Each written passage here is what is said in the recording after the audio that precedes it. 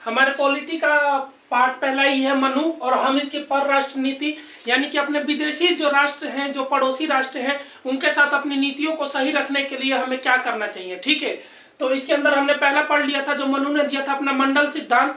यह हमारा दूसरा है सण गुण नीति। सण गुण नीति का अर्थ आप नाम से ही समझ स्पष्ट हो रहा है कि 6 नीतियां बताई थी, जो कि 6 नीतियां जो कि ये करती है कि कहती हैं कि अपने पड़ोसी के साथ आप अच्छे संबंध कैसे स्थापित कर सकते हैं। ठीक है, तो हम एक एक करके सबके बारे में जानेंगे। मनु ने कहा है कि हम अपने पड़ोसियों को कभी भी नहीं बदल सकते और पड़ोसी हमेशा अपना दुश्मन ही होता है।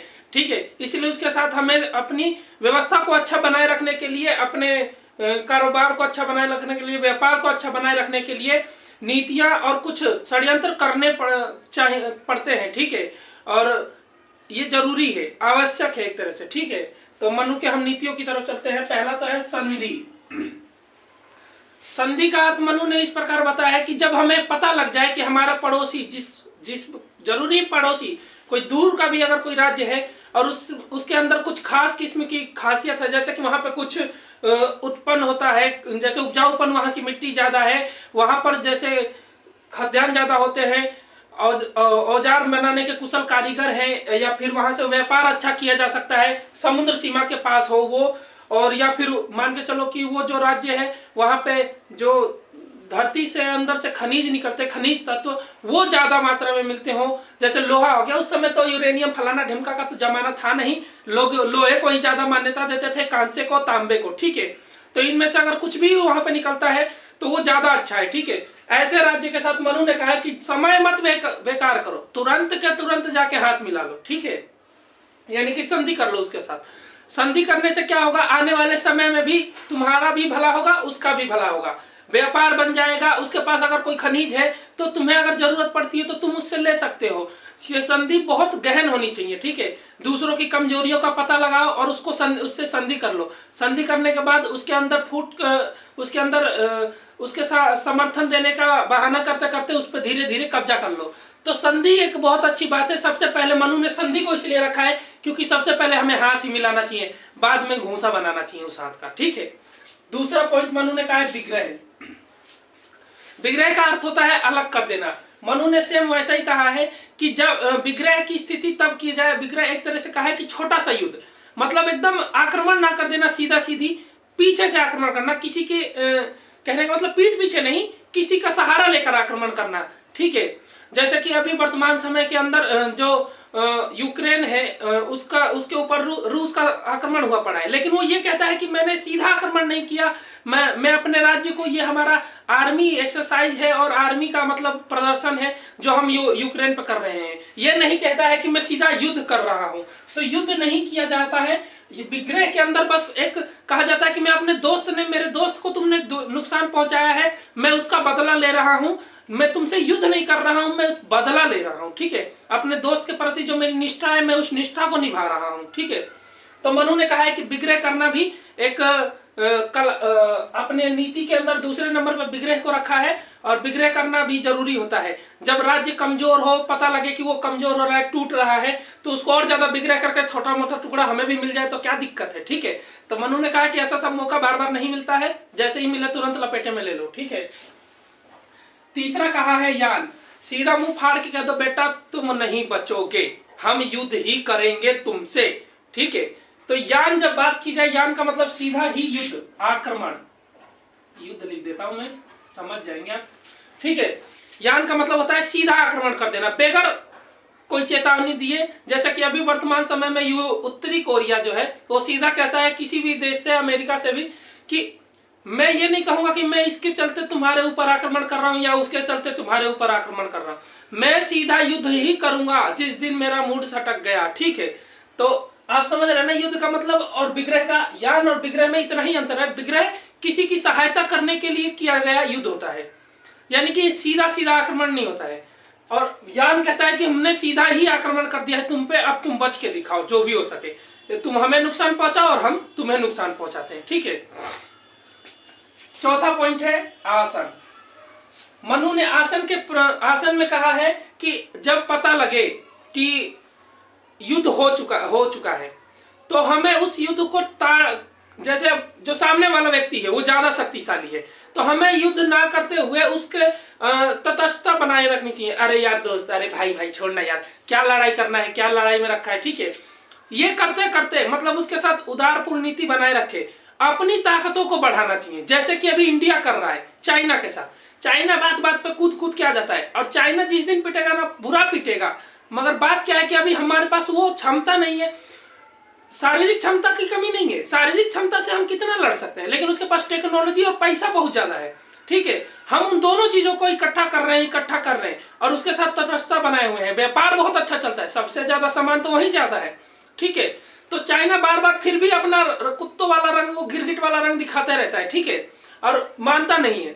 लेकिन भारत उसके साथ तटस्थता बनाए हुए है, उदारपूर्ण नीतियां करते रहता है। वो कुछ भी कर देता है, फिर भी हम लोग चुप बैठे रहते हैं। उसको लगता है कि अभी कमजोर हो चुका है, बूढ़ा हो चुका है भारत। उसे नहीं पता कि अभी भी यहाँ के नौयुवकों में इतनी रवानियां हैं, बस पूछो मत कितनी ज्यादा, ठीक है।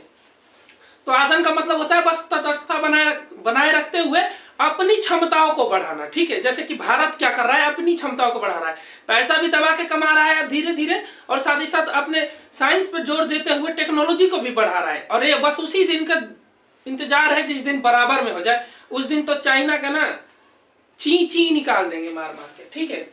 द्वैधी भाव का मतलब होता है कि जब तटस्थता बना रहे हैं नहीं बन रहा है, तो मनु ने कहा है कि आधे सेना को कह दो कि जाओ तुम युद्ध करो, और आधे सैनिकों के साथ राजा को करना चाहिए कि वो अपने आधे सैनिकों के साथ कहीं सुरक्षित स्थान पे जाके अपने जो दोस्त है, भाई भाई यार दोनों दोस्त हैं, आज तू मेरी मदद कर दे, कल मैं तेरी कर दूंगा, ठीक है।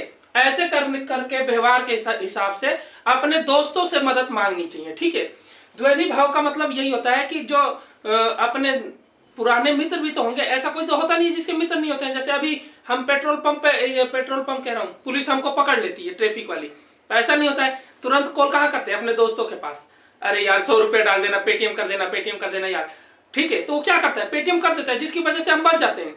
द्वैधी भाव भी वही कहता है कि उधर लड़ने के लिए छोड़ दो ताकि वो थोड़ी देर के लिए संभाल सके, और उतने देर में तुम अपने दोस्तों का सहारा लो, अपने जो सहायक है, मित्र हैं, जो भी है, जिनके साथ तुम्हारा व्यवहारिक संबंध चलता है, ठीक है, पारिवारिक संबंध हो गया, और आपने जो और भी संधियां भी की होगी जिससे, उन सब से मदद मांगो और तब युद्ध करो, ठीक है, ढंग से, और मारो कबार के। छठी बात मनु ने कहा है संश्रय। जब ये सब खत्म हो जाए, मतलब मदद मांग रहे हैं, फोन कर रहे हैं दोस्त को, अरे पेटीएम कर दे, फोन में नहीं उठा रहा है, तो क्या करेंगे, कहेंगे पुलिस वाले से ही कहेंगे सर छोड़िए ना सर, आपके बेटे जैसा हूं सर, छोड़ दीजिए ना। वही हाल यहाँ पर है कि सामने वाले से ही किसी और दूसरे व्यक्ति को ढूंढो। संश्रय मतलब होता है आश्रय लेना, या फिर जिससे आपकी युद्ध हुआ है उससे, अगर वो जितना बलवान है, वो तो आपसे बलवान है तभी तो आप आश्रय लेना चाहते हैं, तो उससे ज्यादा ताकतवर राष्ट्र के पास आप आश्रय ले लीजिए, ताकि वो आपकी तरफ से लड़ाई लड़े, आपके राज्य को तो एटलीस्ट बचा लेगा, ठीक है।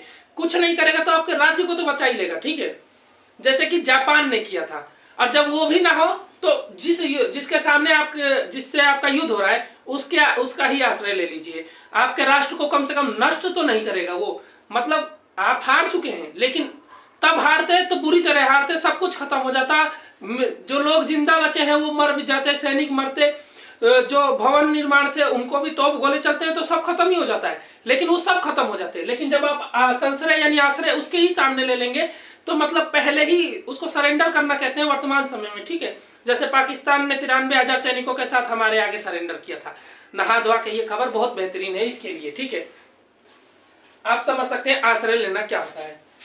मनु ने कहा है कि जब ये सब हो जाए, युद्ध सब खत्म हो जाए, और या फिर जब युद्ध से पहले हमें क्या करना चाहिए, युद्ध से बचने के लिए, जो अगर व्यक्ति मान के चलो उतारू हो गया, नहीं मारेंगे उसको, वैसे व्यक्तियों के लिए, ठीक है। मनु ने कहा है साम का अर्थ होता है साम, नृत्य, संगीत, कला, ये सब क्या है, मतलब उसको भावनाओं में भी प्रेम। सामने वाला राज्य कह रहा है मारेंगे, बूढ़ा हो चुका है, उसकी कोई बेटी है, युवती है, आप भी युवक हो, फंसा लीजिए, प्रेम हो जाएगा। प्रेम हो जाएगा तो फिर लड़ाई नहीं होगी, ठीक है। तो प्रेम हो सकता है। आपके यहाँ कुछ खास तरह के कलाकार हैं, उनको भेंट दीजिए। कहिए कि सर जो भी, अब आप प्यार से ही तो बोलेंगे कि महाराज हमारे यहाँ ऐसी ऐसी व्यवस्था है, फलाना ढिमका, हमारे यहाँ ये है, गरीबी है, अपनी दुर्व्यवस्था बताइए। और उसके यहाँ ही आश्रय नहीं लेने के लिए कह रहा है। शाम का मतलब है कि मतलब उसको प्रसन्न कर दीजिए, खुश कर दीजिए। ऐसे सब चीजों को देके, नृत्य दिखा के, संगीत दिखा के, कला, प्रेम, कुछ भी करके उसको बस फंसा लीजिए अपने जाल में, ताकि वो दोबारा ना कहे कि नहीं मारना है उसको, मारना है उसको, ऐसा ना करे, ठीक है। मनु ने दूसरी बात कही है दाम। दाम, दाम का अर्थ होता है धन, पैसा, रुपया, ठीक है। मनु का कहना है कि जब इससे भी ना माने तो उसको भेंट दीजिए, पैसा दीजिए, लालच दीजिए उसको, ताकि वो तुमसे युद्ध ना लड़े, ठीक है। हमारे इतिहास में, भारत के इतिहास में आपने बहुत देखा होगा, अंग्रेज जब हमारे ऊपर चढ़ने लगते थे तो हमारे राजा सब उनको कर देने लगे, थोड़ा थोड़ा कर देते थे। समय बीतता गया, वो कहे नहीं इतने में नहीं मानेंगे, हमको और चाहिए, और ज्यादा देने लगे, नहीं इतने में नहीं मानेंगे, और चाहिए। भर भर के थालियां सोने की सिक्के से जाने लगी, रत्न जाने लगे, बहुमूल्य जो तब हमारे पास सामग्री थी वो भी जाने लगी, सब दे दिया, फिर भी वो कहे नहीं मानेंगे, इतने भुक्खड़ थे वो सब, फिर भी हम पे आक्रमण कर दिया, नालायक कहीं के, ठीक है। तो दाम का अर्थ होता है उनको धन देके, लालच देके, रुपया देके उनको अपने तरफ बहला लेना, ठीक है, ताकि वो दोबारा आक्रमण करने की बात ना करे। भेद, आपने अक्सर सबके मुंह से सुना होगा, साम, दाम, दंड, भेद। दंड पहले ले आते हैं, भेद बाद में, नहीं, पहले भेद आता है। भेद का अर्थ मनु ने कहा है कि भेद बहुत जरूरी है। भेद का अर्थ होता है फूट डालना। जो अंग्रेजों ने लाया था ना, फूट डालो शासन करो, फूट डालना। मनु का कहना है कि राज्य के अंदर सबसे ज्यादा जोर किस पे देना चाहिए, अपने पड़ोसी राज्य पे या दुश्मन राज्य पे, भेद डालने में। भेद का मतलब होता है फूट डालना उसमें। जैसे चाचा से कह दिया मारना चाहता है आपको राजा, ठीक है, इसके बातों में मत आना। और दो चार को आपकी बातों पे मतलब गौर नहीं करेगा, लेकिन क्या है कि आप दो चार संकेत उसको ऐसा दीजिए ना जिससे उसको लगे कि हाँ उसको सच में कोई मारना चाहता है, तो वो उसके मन में एक बार बहम उठने लगेगा कि अरे हाँ सच में लगता है ये हमको निपटाना चाहता है। और राजा से जाके कहिए आपके मंत्री सब की बातों से हमने सुना था, सुनने में आया है कि चाहते हैं कि राजगद्दी पे आप नहीं कोई और हो। तो वो कहेगा कैसी बहकी बातें कर रहे हो, वो भी यकीन नहीं करेगा, लेकिन उसको दो चार को सबूत दीजिए, तब देखो उसके मन में भय बैठने लगेगा, फूट पड़ने लगेगा। परिवार में जब कहा जाता है कि जब राज परिवार में कलह है, बाहरी आक्रमण का घर होता है, ठीक है। अगर राज परिवार में कलह हो रहा है, आपस में ही लोग चिचू तितू में कर रहे हैं, तो समझिए कि बाहरी आक्रमण होना फिक्स है। क्योंकि बाहरी आक्रमण इसी मौके का इंतजार करता है कि आंतरिक जो लोग हैं, जो राजा है, उसको मौका ही ना मिले समझने का, वो सोच ही ना पाए कि हमको उत्तर में उसको क्या देना है जो हम पे आक्रमण कर रहा है। निर्णय लेने की क्षमता खत्म हो जाए, क्योंकि वो निर्णय लेगा जो वो उसके चाचा भतीजे ताऊ वो सब नहीं मानेंगे, और जो चाचा भतीजे ताऊ निर्णय लेंगे वो ये नहीं मानेगा। ये दूसरों से तो बाद में लड़ेंगे, अपने आप में पहले कट के मर जाएंगे, ठीक है। जो थोड़े बहुत बच जाएंगे उसको आक्रमण करने वाला फाइल निपटा देगा। तो भेद डालना बहुत अच्छी बात होती है, दूसरे राज्य को बेकार करना हो तो, मतलब दैनिक जीवन में बहुत बेकार बात होती है। लेकिन मनु ने कहा है कि अगर आप एक राजा है तो साम्राज्यवादी नीति आपको रखनी पड़ेगी, अपने राज्य का विस्तार करना ही पड़ेगा, चाहे आप किसी का भी प्रयोग करिए, आपको अपने राज्य का विस्तार करना चाहिए, ठीक है। आखिरी होता है दंड। दंड मतलब समझते हो, लठ उठा के खोपड़ी फोड़ देना। मनु ने कहा है दंड का मतलब सजा देना।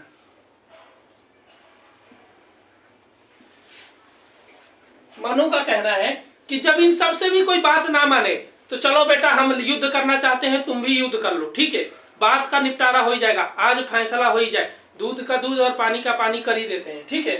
तो मनु ने इस तरह करके चार बातें बताई है, साम, दाम, भेद, दंड।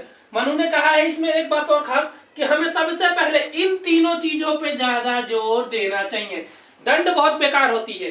दंड का मतलब होता है आक्रमण करना, और आक्रमण में नुकसान दोनों पक्ष का होता है, हारने वाले का ज्यादा होता है लेकिन जीतने वाले का कम होता है, मगर नुकसान दोनों पक्ष का होता है। मनु का कहना है कि सबसे पहले हमें इन तीनों से ही अगर काम बनता है तो खामखा नुकसान करने की क्या जरूरत है। ठीक है, मनु का विचार है कि हमें साम दाम प्रेम भावना से मान जाए तो प्रेम भावना, धन दौलत से मान जाए तो धन दौलत से, और नहीं तो फिर भेद फूट डालने से मान जाता है तो ठीक है, और नहीं तो फिर लतियाना तो शुरू करिए देंगे।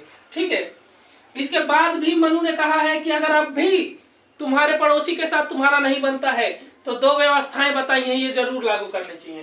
पहला है दूत व्यवस्था। दूत, दूत का मतलब क्या होता है समझते हैं ना,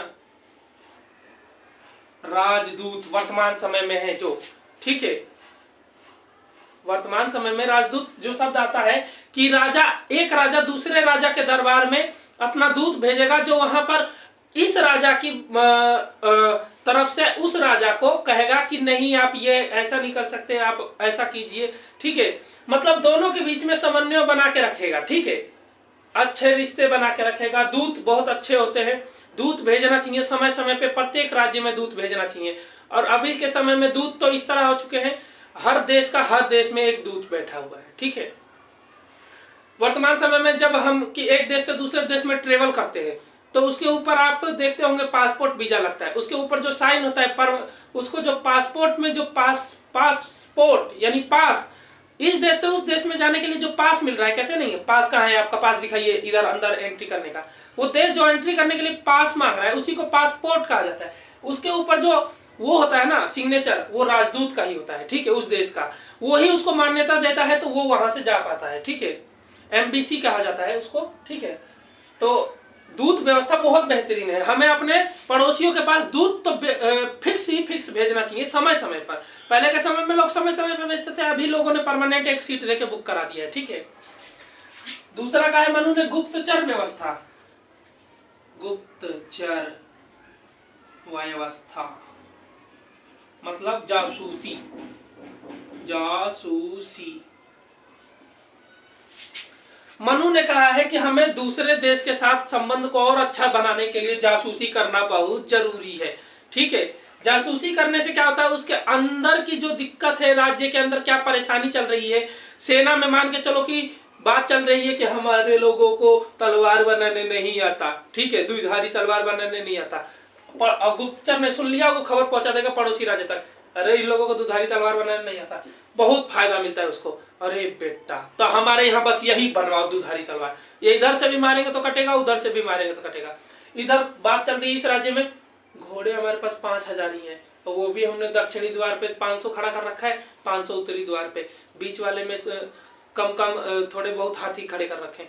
राजा को ये बात गुप्तचर उस राजा तक पहुंचा देगा, वो कहेगा पहले उत्तरी द्वार पे 700 भेजो, दक्षिणी द्वार पे 700, अब बीच बीच वाले में 500 भेजो। उसके पास नहीं भी रहेंगे ना इतना सारा, तो वो पड़ोसी से उधार मांग लेगा 2-4 दिन के लिए, क्योंकि वो जानता है कि जब हमें किसी की आंतरिक बातों की, उसकी कमजोरियों का पता लग जाता है तो ये बात फिक्स हो जाती है कि हम ही जीतेंगे। ठीक है, इसीलिए वो उधारी पे भी ला सकता है, लीज पर भी ले सकता है। इसीलिए मनु ने कहा है कि गुप्तचर व्यवस्था बहुत बेहतरीन होती है, जासूसी करते रहना चाहिए, मगर जब जासूस पकड़े जाते हैं एक देश के दूसरे देश में तो बहुत बेकार संबंध हो जाता है। समझ रहे हैं आप? इसीलिए जासूसों को एक बात सिखा दी जाती है, बेटा मर जाइयो मगर बताइयो मत। आज के समय में लोग कई तरीकों से मारते हैं, लेकिन पहले के जासूस अक्सर मैंने फिल्मों में देखा है, अंगूठी में रहता था जहर, ढक्कन खोला, खा लिया और मर गए। ठीक है, तो गुप्तचर व्यवस्था बहुत बेहतरीन है। और जासूस, दूत और ये सब मनु ने ये जितनी भी बातें कही है ना एकदम लाजवाब है। बहुत सारे जो आलोचन करना है उन्होंने भी इस बात की आलोचना नहीं की कि नहीं इसमें कुछ गलतियां हैं। उनका भी कहना है कि ये जितनी भी बातें हैं ये एक स्वप्न रहित बातें नहीं है, मतलब सपने में देख के नहीं कहा है मनु ने, एक अपनाया गया बात है। और लगभग जितने भी देश थे उस समय में, राष्ट्र थे, उस सब थोड़ा बहुत इन्हीं सब नियमों पे चला करते थे। अपने पड़ोसी के साथ अच्छे संबंध बनाए रखने के लिए वो इसका प्रयोग किया करते थे। ठीक है, तो मनु की जो ये व्यवस्था थी षणगुणक नीति, ये बहुत बेहतरीन थी, मंडल व्यवस्था से भी जबरदस्त है षणगुणक नीति एकदम। ठीक है, पूरा वीडियो देखने के लिए धन्यवाद। अगली वीडियो में हम जानेंगे मनु का सामाजिक वर्ण व्यवस्था। ठीक है।